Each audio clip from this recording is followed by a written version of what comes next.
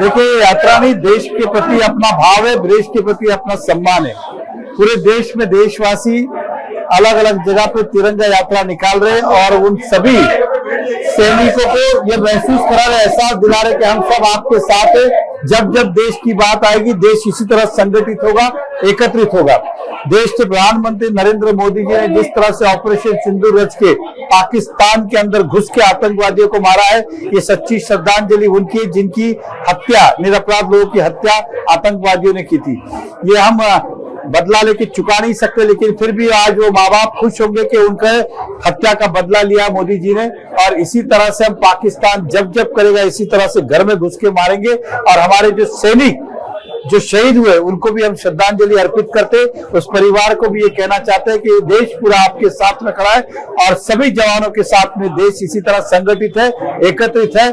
समय आने पे पसीना तो क्या, खून भी देश के लिए बहा देंगे। देखिए, ये तिरंगा यात्रा किसी एक व्यक्ति या किसी एक पार्टी की नहीं है, हर उस देशवासी की जो देश से प्रेम करता है वो तिरंगा यात्रा में शामिल हुआ है। और जो शामिल नहीं हो सके उन्होंने घरों से उसे सलामी दी है। तो ये सभी लोग आज बड़ी उत्साह के साथ इस तिरंगा यात्रा में शामिल हुए, देश प्रेमी होने का एक अपना संदेश देने का प्रयास किया।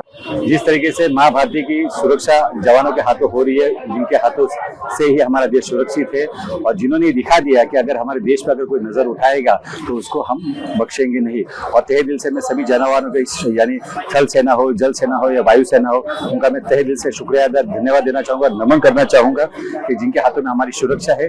और एक खास तौर पर यह भी कहना चाहूंगा कि यहाँ पे स्थानिक यानी गोल्डन एज वासियों की भी इच्छा थी कि तिरंगा यात्रा निकाली जाए, उनके शौर्य के लिए, उनके वीरता के लिए। और उसी उपलक्ष्य में आज सभी नागरिकों ने, चाहे वो कहीं से भी जुड़े हो, लेकिन सभी नागरिकों ने यहाँ पे एकता दिखाते हुए, शौर्य एकता दिखाते हुए, वीरता के लिए दिखाते हुए, अपने जवानों के लिए दिखाते हुए उन्होंने ये एकता दिखाई कि हाँ, अगर हमारा देश सुरक्षित है तो जवानों के हाथों के पे।